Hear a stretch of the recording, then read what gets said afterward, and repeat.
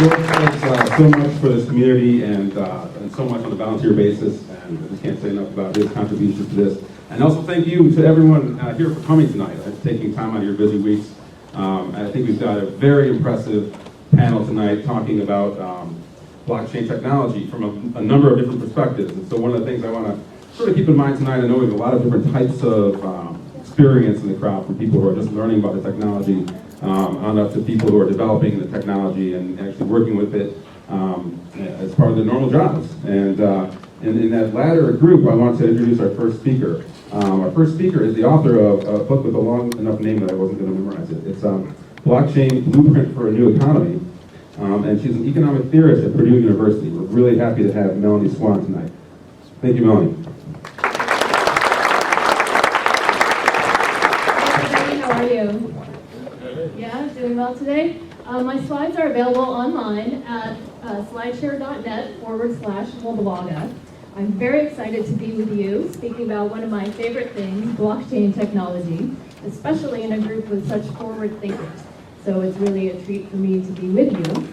And let me just ask as we get started, how many people have Bitcoin with them right now? Okay, half the room. Ethereum, Ether. Any miners in the room? Any token sale or ICO investors? Some, okay. Any persons who have raised money through ICOs or token sales? In the process. In the process. Do you have a regulated offering? We're going to announce. We haven't started yet. Fantastic, good. Well, it's definitely a crowd of innovators, so that is fantastic. So I am just down the road at Purdue, so it's nice to come up today. And I was one of the first to write a book about the theoretical implications of blockchain. And the reason I did this was to inspire us all to create this vision of the world. Tonight I'll be talking about blockchain investing and the economic impact more broadly. So what is blockchain, or distributed ledger technology? Blockchain is the tamper-resistant distributed ledger software underlying cryptocurrencies such as Bitcoin for the secure transfer of money, assets, and information via the internet without needing a third-party intermediary. The context of the blockchain revolution from a larger perspective is that it's the internet all over again. Blockchain supplies finally the crucial functionality for the secure transfer of money and assets over networks that allows the only sectors that haven't modernized for the internet era yet, economics and politics and legal services, to become updated for the modern world. Because it involves money and assets, it's likely to take longer than the rollout of the initial internet, which took 20 to 40 years. For 15 years alone, corporate email was the killer app. And so money, because it's more sensitive, will definitely take longer to roll out. But the impact could be more profound, because if we think about a cryptographically oriented, computational kind of society, it suggests that our need for brick and mortar footprint of corporate and governmental institutions is much smaller.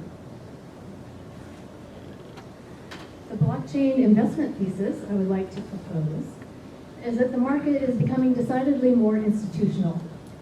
There are 4 different points on this: the ICOs and exchanges becoming regulated entities in the US, the cryptocurrency option approval for Ledger X, institutional demand for cryptographic assets growing, and the presence of institutional exchanges. I would also like to emphasize 2 particular risks in this area, and that is that there's much more focus on investing in applications as opposed to the fundamental network underlying the whole blockchain economy, and that's a risk and could lead to bubbles. And the second risk is in regard to the consensus algorithms. So first, these ICOs. So an ICO is a new kind of fundraising method that's evolved in the last couple of years. In one sense, it's a solution to project financing or a capital budgeting fundraising solution. So the idea is that it's not very liquid, either as a company offering investment in your equity shares or as an investor investing in private equity shares. So what's much more preferable, much more liquid, is the ability to just invest in one project. And you can easily get in and out of that as an investor, and as a company, you can much more easily raise funds with just for one project as opposed to giving away a share of your whole company. So that's the conception of ICOs. However, they in fact do behave a lot like stocks, and so they are starting to be regulated that way in the US. So far, almost $2 billion have been raised cumulatively with ICOs, and the size in the first half of the year was 4 times that of venture capital financing. Some high-profile ICOs, you may be familiar with Filecoin that's come in the last couple of weeks, and that was a regulated offering. Even though since it's a storage startup and may not have attracted SEC attention in the new SEC definition, nevertheless, the company chose to have a registered exempt offering and had SEC filings going back as long as a year ago. So this was definitely in the works for them. And they raised their money via CoinList, which is also a new ICO platform for regulated offerings, raising money from accredited investors. That is quite similar to the platform AngelList. Other high-profile ICOs include Tezos, which came in July. That's the biggest one to date, $232 million raised. Bats, from the company Brave, which is a real-time advertising company, sold out their offering in 30 seconds, so they received a lot of attention earlier this year. And another company called Gnosis is also a high-profile offering, although there have been many ICOs so far. I'd like to point out there's some different characteristics of ICOs than traditional IPOs. So for example, with an IPO, there's typically a lockup period of at least a year. However, in ICOs, there's no condition, unless the founders set it, about the liquidity of the founder shares. And so this is the reason that regulators are concerned about investor protections in the case of ICOs, because there aren't some of the typical frameworks that are in place in our traditional IPOs. So in the US, in July, SEC issued guidance that retroactive guidance of 1 year on the Ethereum DAO from July of last year, that entity did qualify as a security, and that some ICOs may qualify as securities, and if so, would need to be regulated, and others, such as utility tokens for storage. So you're contributing storage space on your hard drive and you're receiving tokens back, but it's not really an investment vehicle. In those cases, those ICOs may not be regulated. But the safe bet is exactly as we have some ICO participants in the audience, is to get good guidance on this ahead of time. One complaint is that, well, hey, the whole Bitcoin economy is supposed to be for the autonomy of the small entrepreneur to go out and raise money for their project.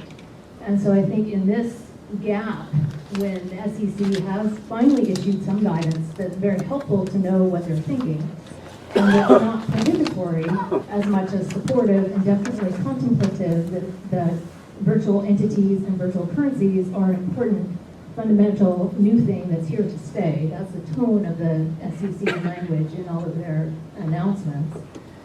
And so these kinds of attitudes are probably going to start to have, those law firms will probably start to have ICO guides for what you need to do to comply if you need to comply with a regulated offering. And so it's not at all squashing out the little investor. There's a gap period right now while things are settling down and everybody is trying to figure out what's happening in the market. So have you heard of the Howey test? So this is the precedent for what the SEC uses to determine if a certain issue qualifies as a security or not. And typically it's with an eye towards speculative increase of profits and possibly participating in the governance, say voting your stock shares. So in other countries, the US has definitely moved much more quickly in this domain. In the UK, there's a different attitude, which is that the FCA now has decided that it's not going to regulate crypto assets at the moment, and that it's safer if when issuance is regulated, but they're not regulating this now. And it's not illegal to issue them or invest in them, but it's very much caveat emptor. And I think of betting as an interesting example that's societally different in the US and the UK, and that betting is something that we limit and restrict here, as opposed to it being much more ubiquitous in the UK. And that's indicative of the UK stance of being more,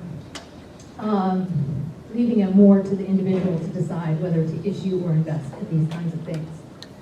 And then other countries are currently much more open, although Canada, did anybody see Canada's announcement just recently today, that in fact they think a lot more ICOs qualify as securities than the US has publicly said so far. So the next kind of category that's convincing me that it's an institutional market developing is the huge demand for cryptographic assets.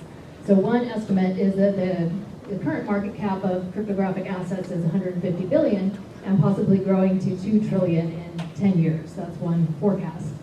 But it's clear that institutional investors need to have an allocation towards all of the large asset classes, stocks, bonds, real estate, gold, and now crypto. And so how they can do that is a topic for service fulfillment.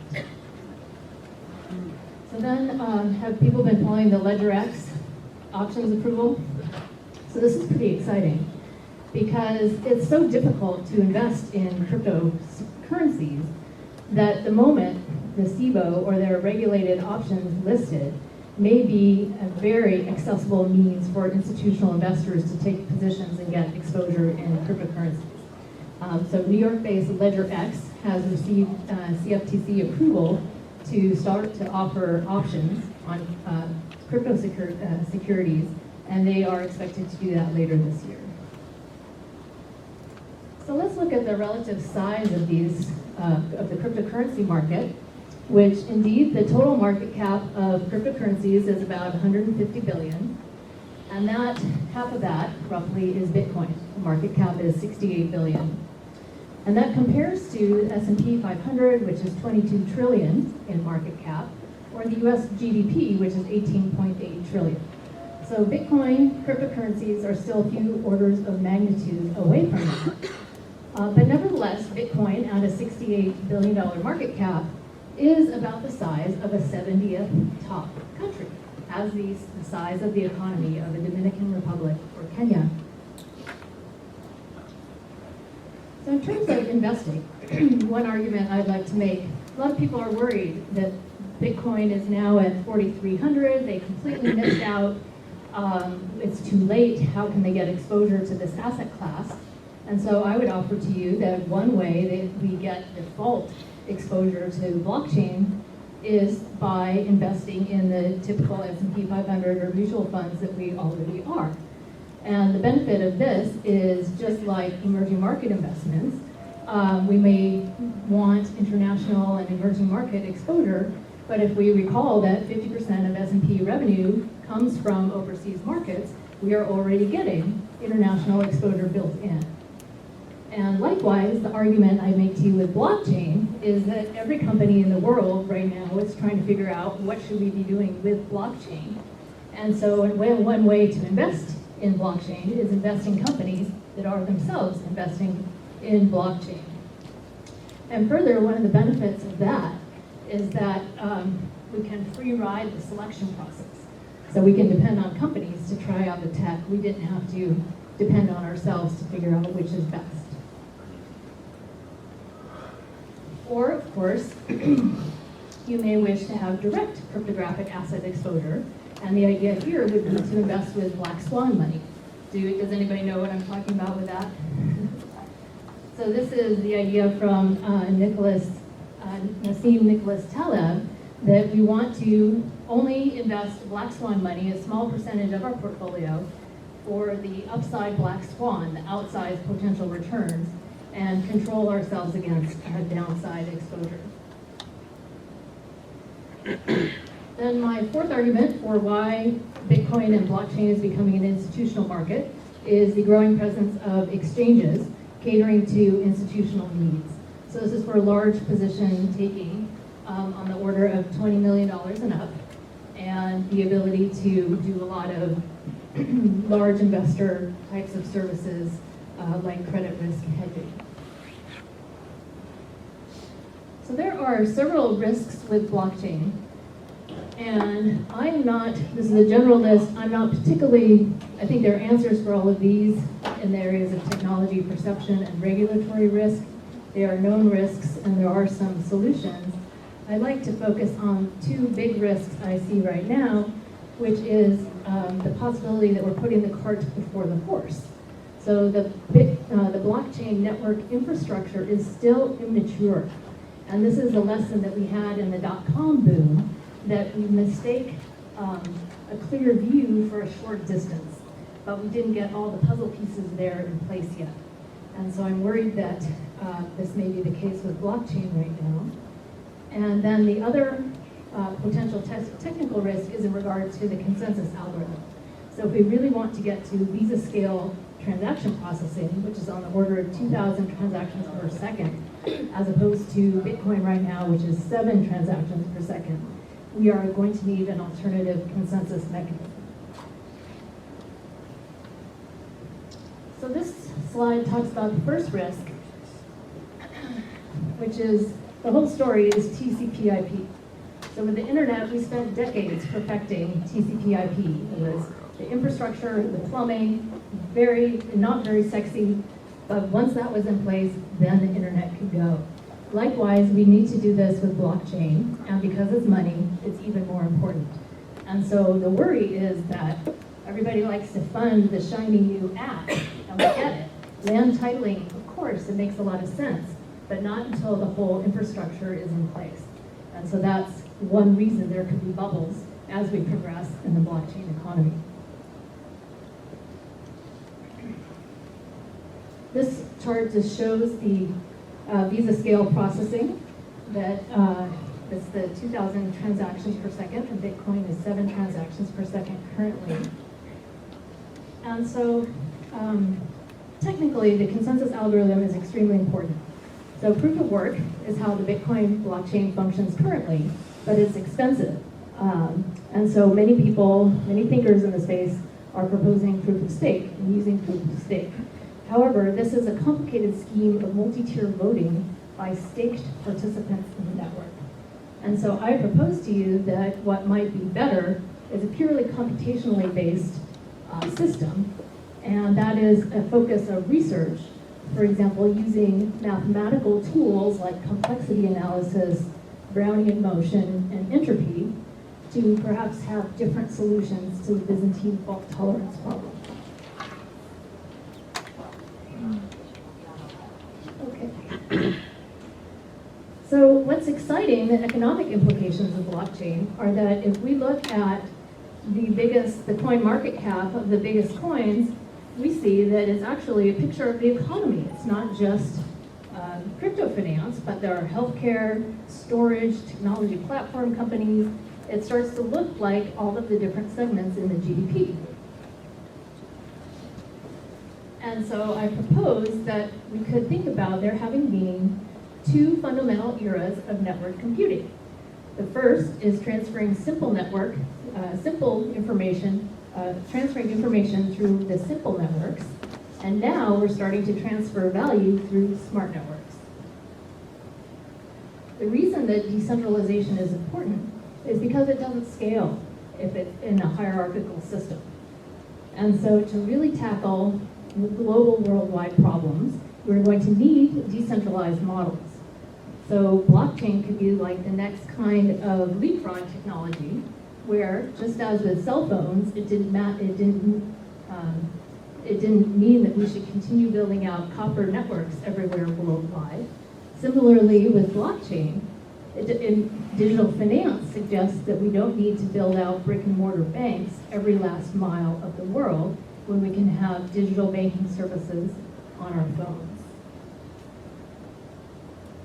A further implication is long-tail economics and governance, that we can have an eBay of money to find the exact kind of mortgage that we want, perhaps, not having to accept the cookie-cutter terms available with banks right now. And the progression of the Enlightenment, where we did a great job on information and science so far, but not with autonomy. So if we are really starting to think freely about systems of governance and economics that we would like to participate in, we might have different ideas than we did previously. And then in terms of applications and industry progress in adoption, payments is the biggest and first most obvious area for blockchain implementation, then financial services, then logistics, supply chain, healthcare, Internet of Things, and then governmental services like land title registries and visas and passports. So I will end there and invite your questions. Thank you.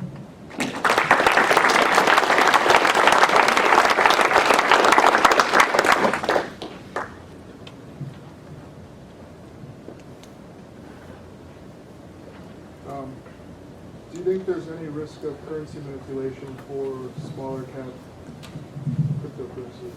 Can you repeat that for us? Do you think there's? Do you think? It only works for finger taps. Okay, so if I can repeat the question was, do you think that there is a chance for currency manipulation via small cap ICO? In small cap issues. Or in small cap? Yes, and I think a lot of people think perhaps the regulatory agencies are being too heavy-handed and paternalistic, and this is a freedom era of blockchain, but they are guardedly trying to provide for investor protections. And so certainly, absolutely, there could be risk that none of these ICOs will ever be anything useful. There could be tremendous currency manipulation. There could be all kinds of manipulation. And furthermore, what is the legal nexus and jurisdiction of many of these offerings? So it's I think it's very tricky and a potentially very high risk to invest in ICOs. So would every country just, apply their own governance and regulatory model? How do we navigate that? Yeah, so that's complicated. That's just like, say, if you have a drug company and you need to seek approval in every different market, and there are different mechanisms for that. And so why, for example, is there not yet proposed a global securities regulatory body that sort of knows all of this, and then countries can easily adopt that kind of enforcement infrastructure? So I think that could be developing, and that would be an obvious thing as we have more, blockchain is more and more about transnationality.